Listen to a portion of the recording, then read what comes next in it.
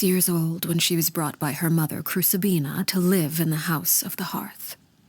From the outside, it seemed like a fairy tale. A thriving family made up of kind adults and friendly children. Crucibina was the Knave at that time, and the house of the hearth was under her control.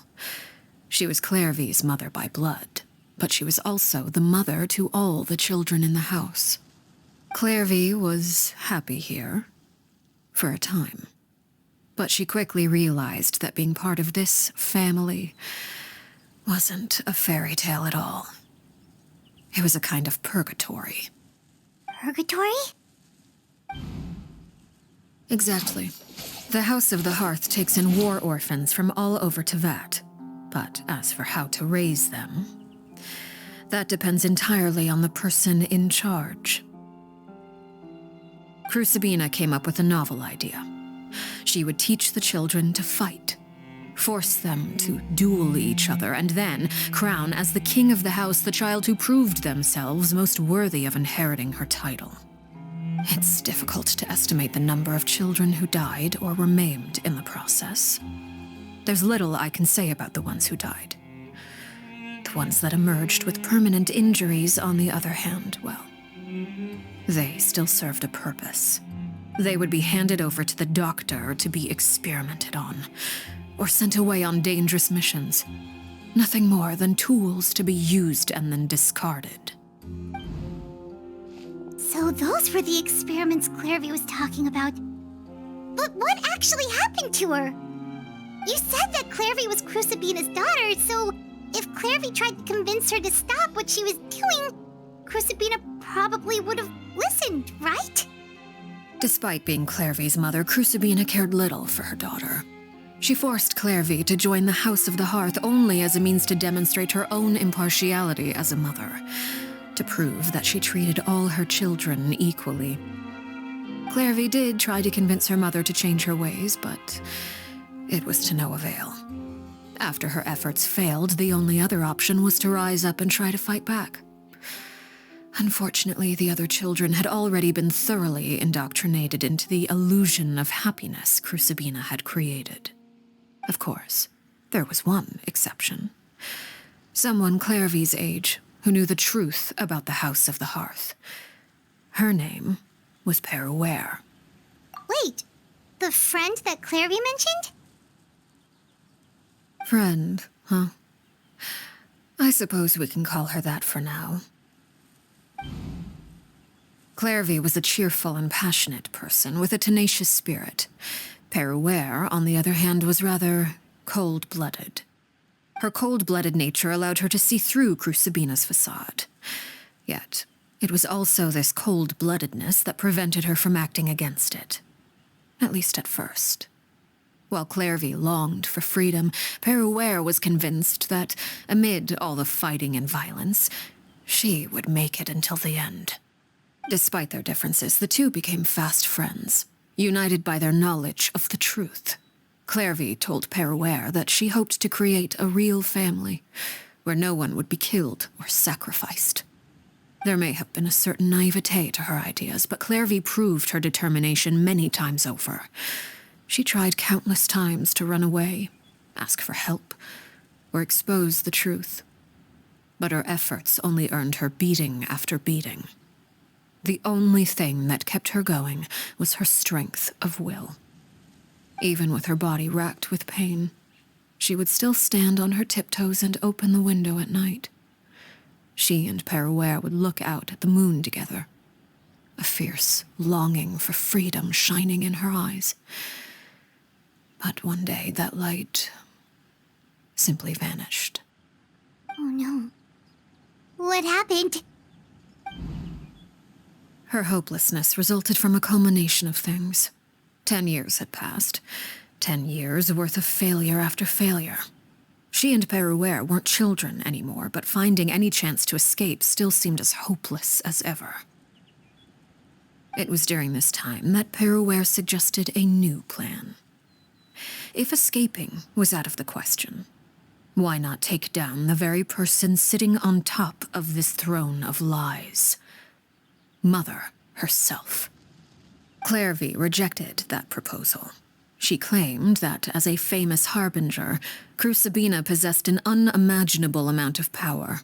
Trying to kill her would have an incredibly low chance of success. Clairvy never gave another reason, but Peruere could see it written all over her face. Clairvy still thought of Crucibina as her mother. Killing her own flesh and blood was a line she couldn't bring herself to cross. If she couldn't escape and fight back, then only one option remained. Precisely.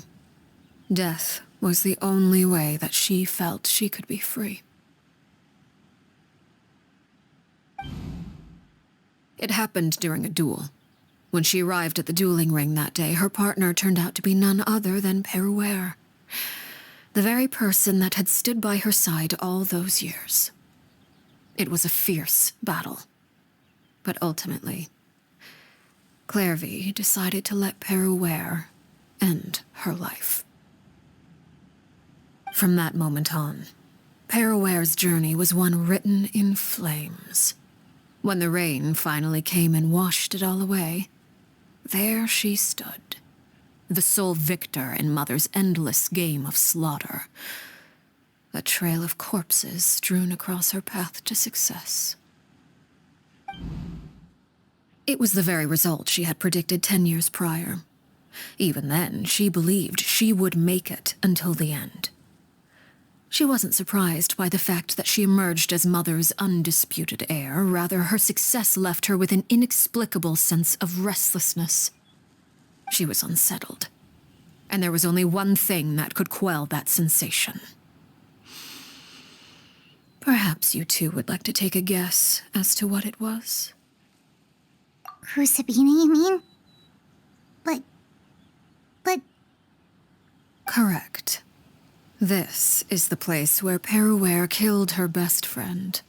A mere year later, this is also the place where she fought tooth and nail to kill the mother they shared. The moment she acted, any conception of what was right or wrong ceased to matter. It's one of the principles of the house. Only those who survive get to write the rules. Peruere won the battle, and became a harbinger herself. After which Her Majesty, the Tsaritsa, bestowed upon her a new name. Arlecchino. So the Perry Clairvy was talking about... It was you all along. You're Peruere. Arlecchino is just a name you got later. I left that name behind long ago. I must say, hearing it now does bring back memories. After I defeated Crucibina, the moniker of Mother died with her. I chose to forego the title she called herself, and even chose to give up my own name. I rebuilt the House of the Hearth under a new identity. Not only as Arlecchino, but as father. And that is where the story ends. Any more questions? Yeah. Based on what you just told us, Clairvy wasn't a little kid when she was killed. So the Clairvy we met... Was she really a spirit at all? I suppose you could call her an illusion born of flame. Her existence is like ashes to a fire. Something left over in the wake of blaze and ruin. You see, a certain power runs through my veins. It's not unlike a curse. My flames leave behind shadows of anything they consume. Of course, the chances of those shadows morphing into a sentient entity are exceedingly slim. Clairvy is a very special case. Clairvy died when she was 16 years old, but what emerged from the flames was her 6-year-old self. Her appearance wasn't the only thing affected. Most of her memories were lost to the blaze as well. Memory is a mysterious thing indeed. Losing a portion of your memories will alter your sense of self. Lose 10 years' worth, however, and it would be like living in the past. Like returning to a version of yourself that never grew up. No wonder Paimon got such a weird feeling when we were talking to her. Perhaps I should put it this way. Clairvy is someone trapped in time. It may seem like she exists with us in the present, but she truly lives in the confines of her own past. So if all of that is true, then you must have known about Clairvy for a long time. Indeed. She's a rather volatile and unstable entity. Sometimes she would look after the children. She's even saved some of their lives. But other times, she would hide from me and become obsessed with revealing the truth about the house to anyone who will listen. Shadows don't have the capacity to learn or grow. Any new information they encounter is quickly forgotten over time. Your attempts to expose Clairvy to sunlight, they failed, yes? The reason is actually quite simple. In Clairvy's mind, the house is impossible to escape, and it is this very perception that traps her there.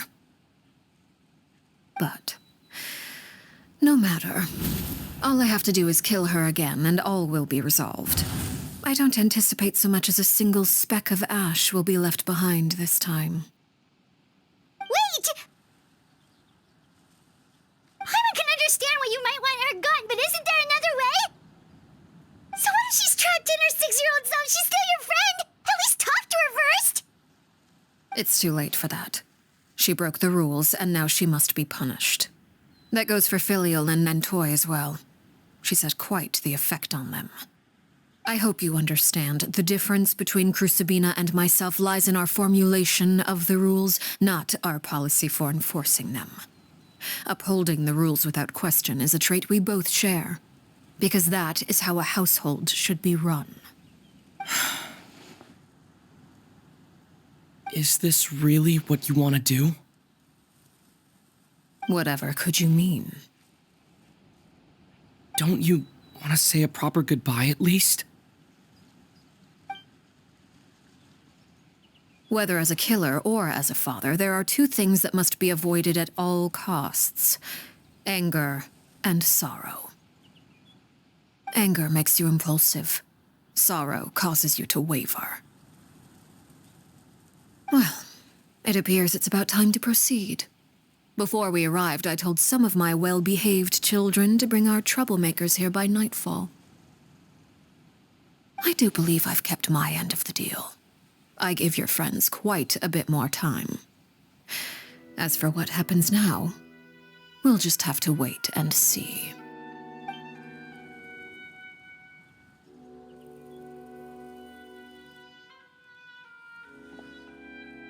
Here they are, Father. Ah, you gonna execute him? Seeing something like that would actually be a first for me. Lyney! I'm sorry. I heard about how you helped buy us more time. But I still failed. I couldn't find a way to fulfill her wish. Huh? Are you... Perry? Indeed, it's been a while, Clairvy. Perry! Shh, stay right there. I'm sorry to postpone our reunion, but first, I believe certain scores need settling.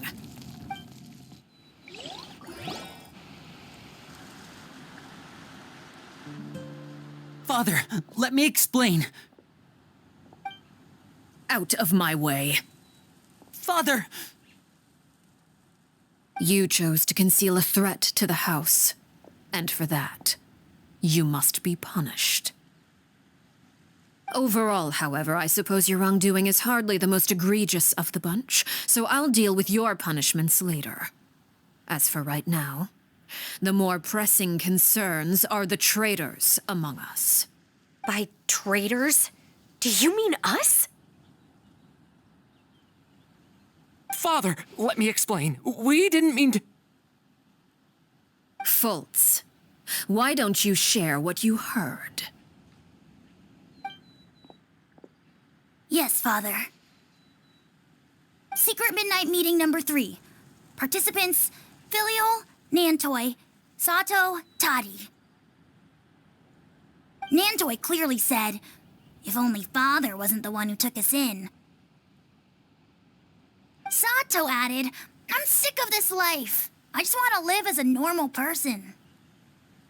Filial was the worst of them all. She called us crazies and said a bunch of mean things about Father. I did not! You're lying! Fultz is trying to frame us. It's not like I'm the only one who heard those things. After that, you and Toddy and a bunch of other people started talking about Clairvy. You were using all those things Clairvy brought up as an excuse to question Father. We're birds locked in a cage. The only way out is to destroy it. That's what you said, wasn't it? You little. You just want me gone, don't you? What did I ever do to you, huh? And you, Sheplo, have you forgotten who stood by your sickbed, watched over you, and changed your dressings? Come on, let's hear it then. What's your reason for all this?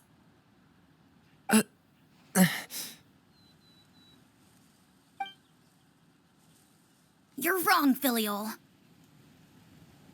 We don't want you to die. You're our family. Liar. You wouldn't be doing this if that were the case. So why? Why have you backed us into a corner? We all live in the House of the Hearth. You know the type of work we do, Filial. A single betrayal can cost dozens of us our lives. It's not like it's never happened before. That kind of thing is hard to forget. That's why the House of the Hearth cannot tolerate any form of betrayal. Ever since we came to Poisson, you've had 7 secret meetings. A lot of the things you talked about really crossed the line. You've been spying on us for half a month? Wait a second. Now that I think about it, the move to Poisson was just a way to make it easier to spy on us, wasn't it? Because we were all in one place. You've had this planned all along. Filial, Nantoy, I'm sorry. I owe you both my life. I owe Clairvy too. If it weren't for all your help after I got poisoned, I wouldn't be standing here today.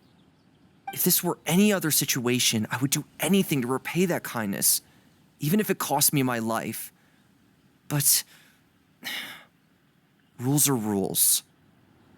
I'm sorry. My hands are tied. Why? Why? That's enough, Filial. We made a mistake, and we should own up to it. We broke the rules, plain and simple. And now we have to face the consequences. I'm sorry, Sheplo. Fultz. I'm sorry, Father. We accept our punishment. Chapleau, according to the rules of the House of the Hearth, how should these traitors be punished?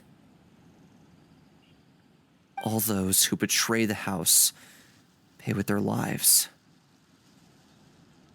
And so it shall be.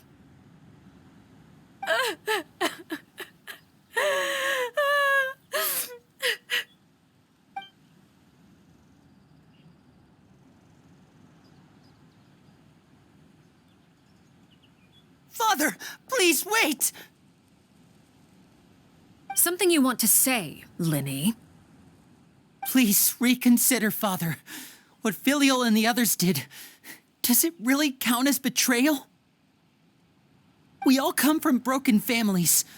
From the very first day we joined the House of the Hearth, we wanted nothing more than to make it a real home.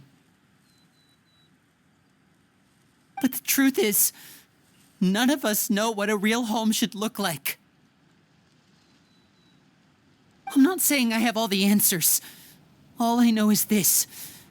Killing Filial and the others may uphold the rules, but doing so will only bring us further away from being a real family than we've ever been.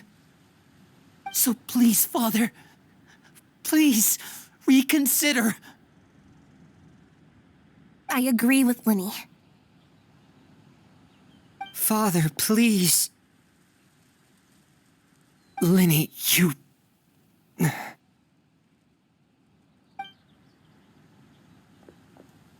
I also agree with Lyney.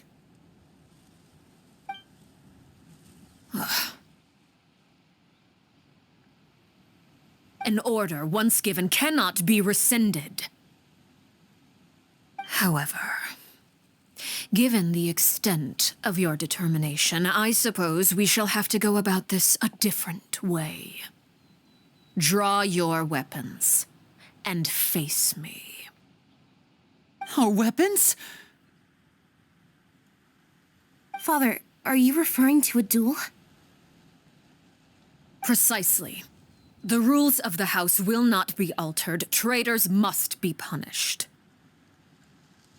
However, resolving disputes with a duel is also one of our rules, one that also applies to me. Demonstrate a sufficient showing of strength, and I shall offer a concession. Wait. Beat Father in a duel? Impossible. Father is way too strong, even for Lyney.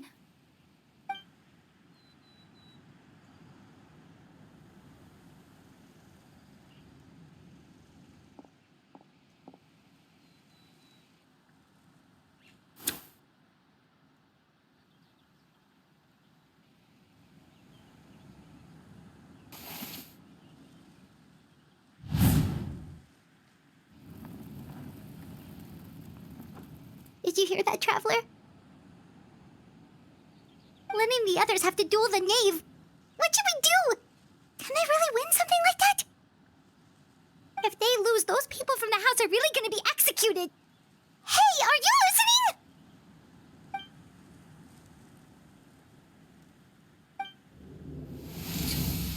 Don't you want to say a proper goodbye at least? Anger makes you impulsive. Sorrow causes you to waver.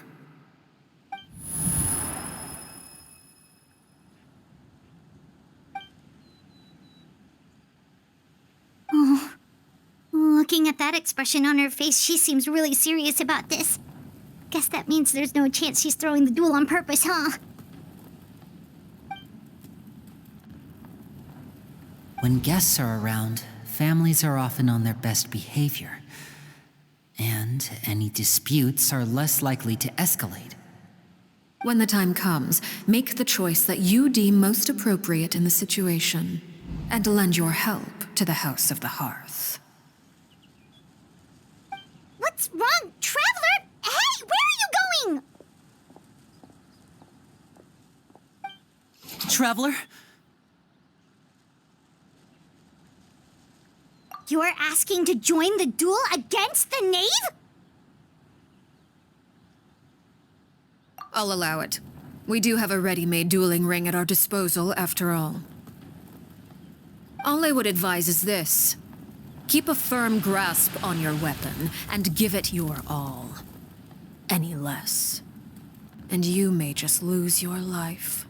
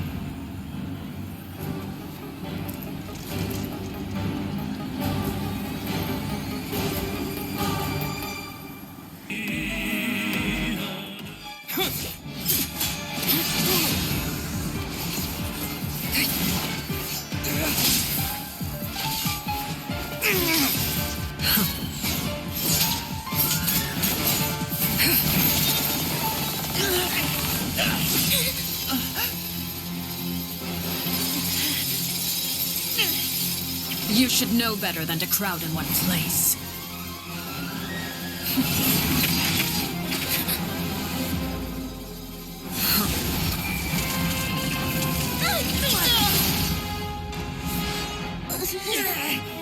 I know.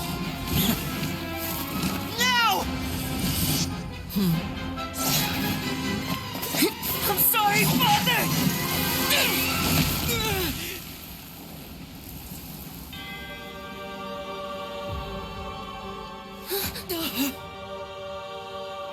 Sorry for what? This pitiful excuse for an attack.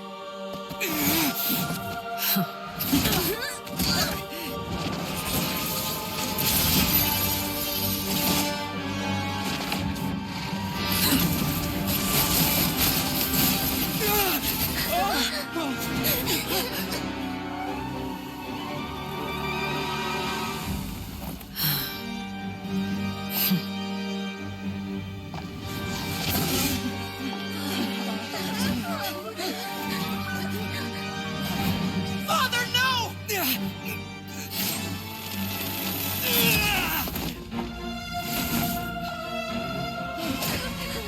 Made it out, did you?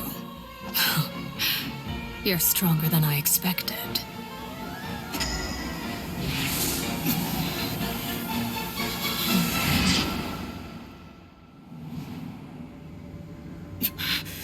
A crimson moon? I can't move.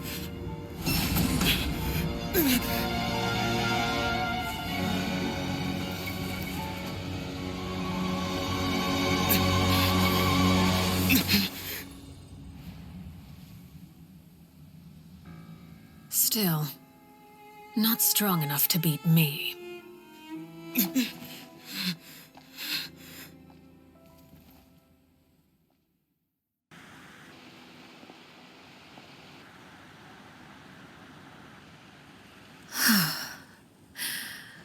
I believe we can end things here. It's not often that we get to enjoy the company of guests, after all. We wouldn't want things to get too out of hand.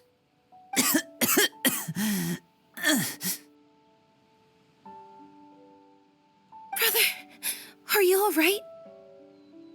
Lyney! Given that I am the victor of this duel, as agreed, the punishment stands. No! I never thought things would end like this. However, everyone involved in the duel demonstrated a remarkable level of strength and determination. In light of this, I'm prepared to change the method of execution. Elwar, the bottled flames I gave you for safekeeping. Do you still have them? Yes? I wasn't sure what they were for, but I've kept them super safe. I didn't lose a single one. Wonderful. Then, in just a moment, I'll have you administer them. Bottled flames? Indeed. They're the product of a secret experiment. Under certain special circumstances, flames can be extracted from my person and preserved. Once ingested, searing pain will spread across every inch of your body. No harm will come to you physically, but your memories will be burned away. If you can withstand the pain. When you awake, you'll have forgotten everything you know about the House of the Hearth, and will be expelled from the organization. In other words, administering this concoction will kill the version of you that grew up in the house, and give you a new identity.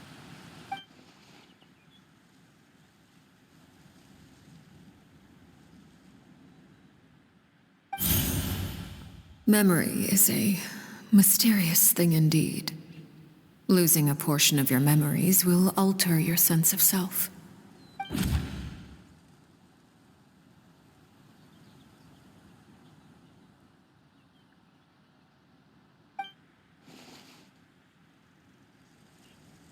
So, you're just letting us go, Father? You misunderstand. Memories are extremely important. Once consumed by flame, the version of you standing before me will die, and our secrets will die with you. So no, I don't intend to just let you go. Because the person who survives will be nothing but a stranger. Even so, I won't have to live in fear anymore. I'm sorry, Father. I'm sorry I let you down. But I really... Don't cry, Filial. You haven't left the house yet, so there are still rules to be followed, yes? Remember what I taught you. Anger makes you impulsive, sorrow causes you to waver. Don't let yourself be controlled by your emotions. Of course. I'll remember. Dry your tears, and go pursue the life you really want. Yes, Father. Chaplot, Foltz, Elwar, take them back to Poisson. And bring Lyney and the others as well. I prepared 3 extra vials of bottled flames. As for whether to take them, the choice is yours. Goodbye, children. The next time we meet, I will no longer be your father. Thank you for all you've done for the house. I hope you have bright futures ahead of you.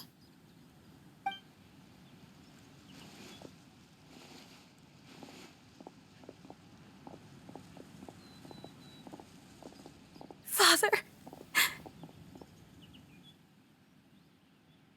Let's go.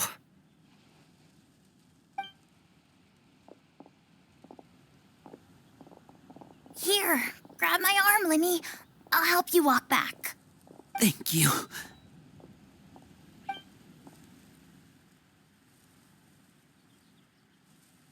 Clairvy.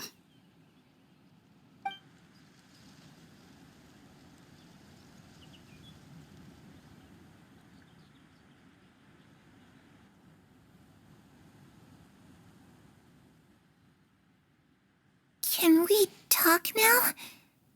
I've been waiting for a super long time. You really are Perry, aren't you? I haven't seen you in so long. How come you're all grown up? Wait, did I somehow travel to the future on accident? Or am I dreaming? What a long dream. Neither. You died, Clairvy. That's what happened. You could have at least sugarcoated it a little. Look, she's so speechless. Oh. Okay then. Huh? That's it? You accepted it just like that? Yep. If that's what Perry says happened, then I believe her. Perry wouldn't lie to me. Plus, I don't really need to know why I'm like this. I'm more curious about what happens in the future. If you're a harbinger now, Perry, that means Mother is gone, isn't she? Can you tell me about it? I want to know what happened to her. And to me. You never stopped trying to defy fate. At first, no one believed you. You could only vent your frustrations to the moon. In fact, you often sought comfort in the night sky. You wanted to see the aurora, so one night we promised each other we would go to Snezhnaya to see it together.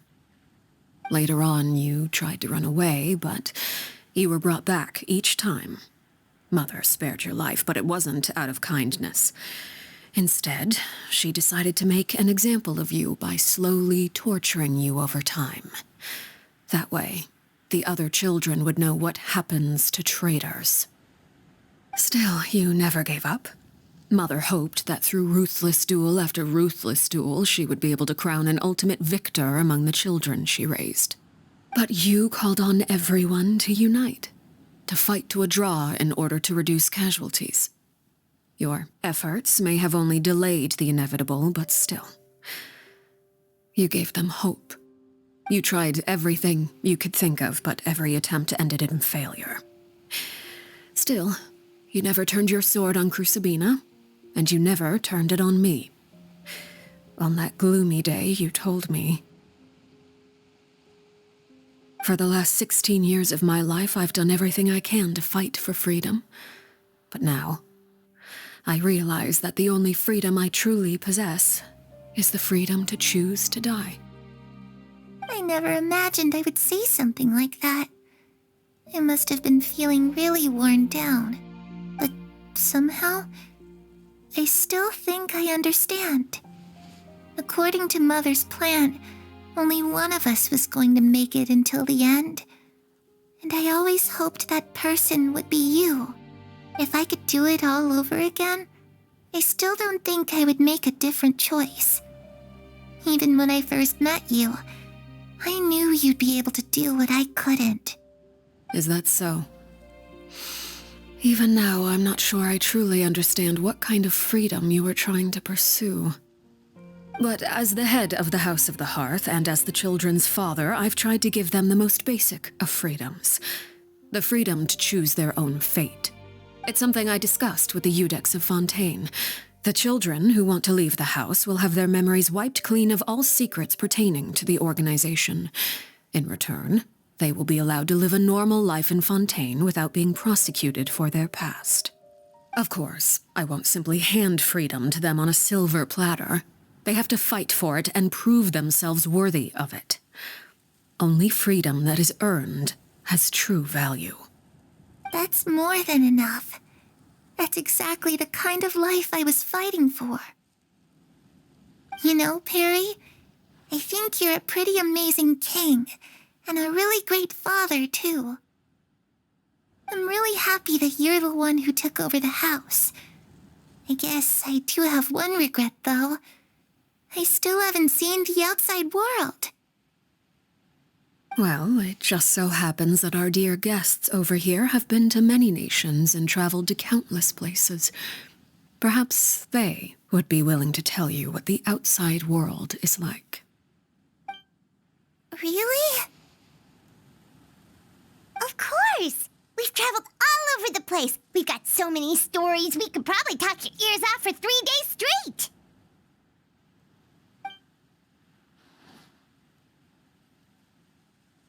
You know, I used to dream of being a bard. Playing the lute while singing into the winds of freedom. Even if there was no one there to listen, I would have continued to sing no matter what. Ah, that's where Mora comes from. I never knew that before. If I had some Mora, I would buy 3 new dresses. One for me, one for Perry, and one for Mother. It's just too bad Perry doesn't like wearing dresses. And Mother, well, she probably wouldn't accept something like that either. I guess I'd just have to keep them all for me then. I could wear a different one every day. Those yokai you mentioned, what do they look like? I once saw a drawing of this one guy with horns on his head and a super scary face. Are there any yokai like that? Oh, sounds like you're talking about an Oni. Yep, we've met one, and let Paimon tell you, they're not nearly as scary as they look. I was always too afraid to skip Mother's fighting lessons. But at the academia, I bet you could do all sorts of secret things in class. Things that have nothing to do with studying. I'm just kidding. Being able to study whatever you want without having to fear for your life actually sounds pretty great.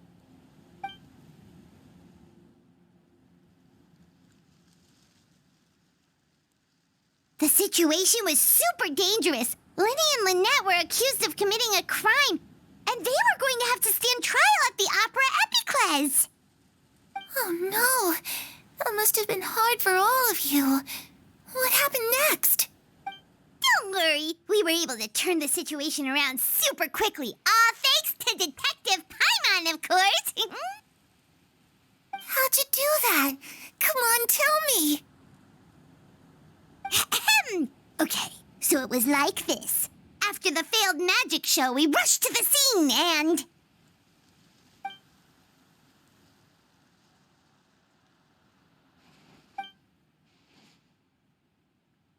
Shadows don't have the capacity to learn or grow. Any new information they encounter is quickly forgotten over time.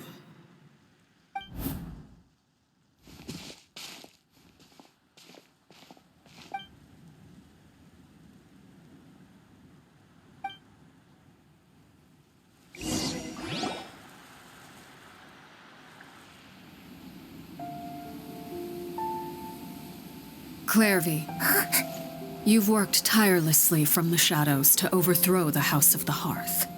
Now, by my authority as the Knave, I shall announce how this matter ends. You are hereby expelled from the House of the Hearth. You are no longer tied to this place, nor are you bound by its rules. You're saying that I can finally leave? I get to experience the outside world as well? Oh, I almost forgot. There's no getting older for me. Still, seeing who you grew up to be makes me really happy, Parallel. Take care of yourself. Goodbye. May we meet again someday.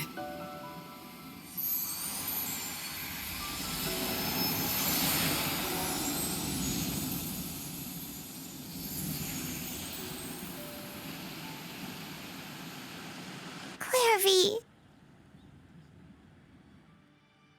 She left so soon. Paimon didn't even get to finish her story. I also have certain sentiments left unsaid. I wanted to tell her that the aurora I saw in Snezhnaya was just as beautiful as the ones in the pictures. But a shadow's memories reset at dawn. Had we delayed any longer, we wouldn't have had the time to say goodbye. Whatever regrets may linger, let them be lost to the coming of a new day.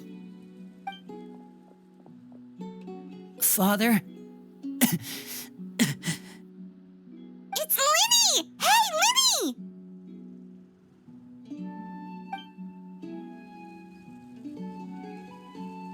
What is he doing back here? Let's go check it out.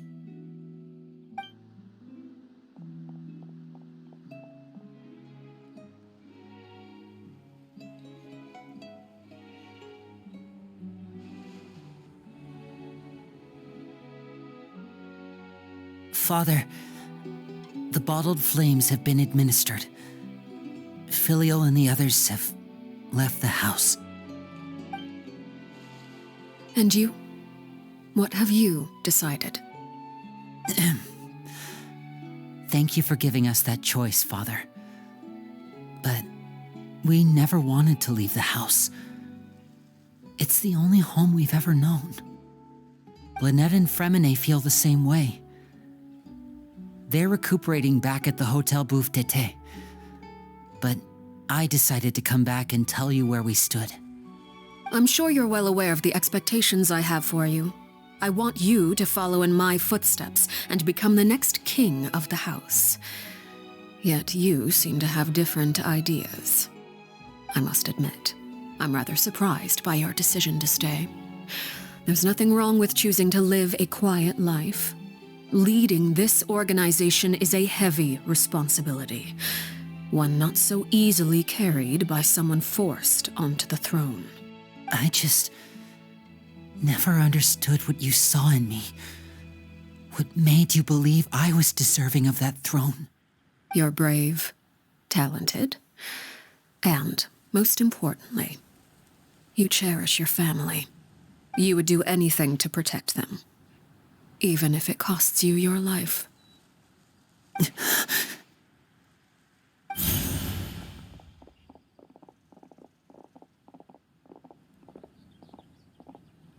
Speaking up back there was so brave of you, Lyney. It's all thanks to you that we were able to convince Father to back down. You're a hero, Lyney. Hero? Father is the real hero. Had Father gone all out during the duel, there's no way I would have walked away with my life. She must have had it all planned from the beginning, from the very moment she suggested a duel. I'm not deserving of that title. I'm not strong enough or smart enough.